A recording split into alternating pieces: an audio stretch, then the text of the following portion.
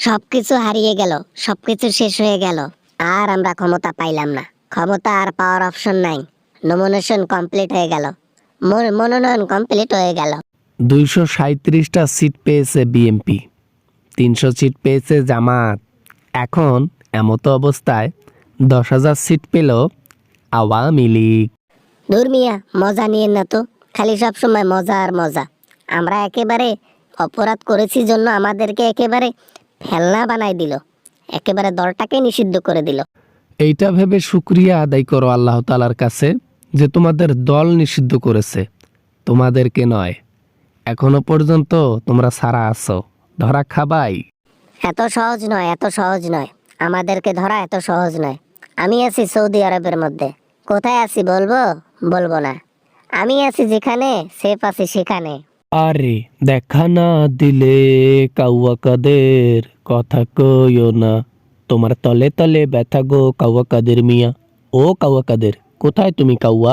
আবা না মানে, শালাই করলো কি রে? হ্যাঁ, কি করলো? হ্যাঁ, আমরা যখন ক্ষমতায় ছিলাম তখন কই আমাদেরকে এভাবে নিয়ে মজা করছো? তখন কই আমাদেরকে নিয়ে এভাবে ট্রোল করছো?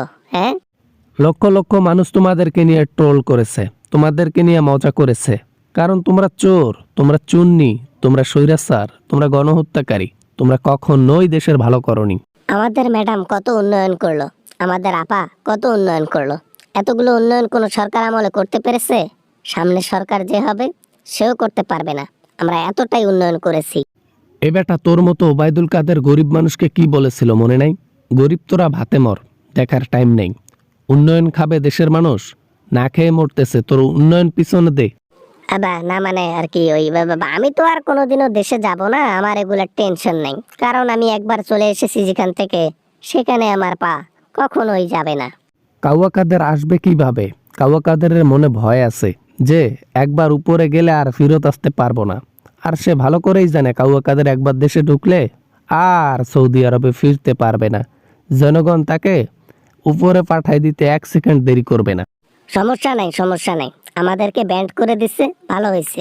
আমরা আর দেশে যাব না, তাতে কি হয়েছে? যে অর্থ আমাদের কাছে আছে, 14,000 বছর, কোটি বছর খাইলেও শেষ হবে না। সব জনগণের ঘামের টাকা, সবগুলো টাকা রাস্তাঘাট, পুল, সেতু, এগুলো উন্নয়নের নামে তোরা চুরি করছিস। জনগণের অভিশাপ আছে, ওই টাকা তোদের হালাল হবে না। আমাদের দুনিয়াই হচ্ছে আসল সুখ, দুনিয়ার সুখ আসল সুখ। আমরা পরকালে চিন্তা করি না, তাই তো আমরা নিধাস্তে চুরি করেছি, অর্থ মেরেছি দেশের। এই জন্য তোদের অপকর্মের জন্য বাংলাদেশে থাকতে পারলি না, এখন অন্য দেশে গিয়ে ছদ্মবেশে থাকতে হচ্ছে। দুনিয়ার মধ্যে তোদের পাপের শাস্তি আরো বাকি আছে, আর আখেরাতের এখনো শুরু হয়নি। তোদের যে অপরাধ, তাতে আখেরাতে একবার শাস্তি শুরু হইলে জিন্দিগি পর শাস্তি দেবে। তোরা দুনিয়া থেকে জাহান্নামের সার্টিফিকেট নিয়ে গেছিস, তোদের কখনো ক্ষমা করবেন না আল্লাহ তাআলা।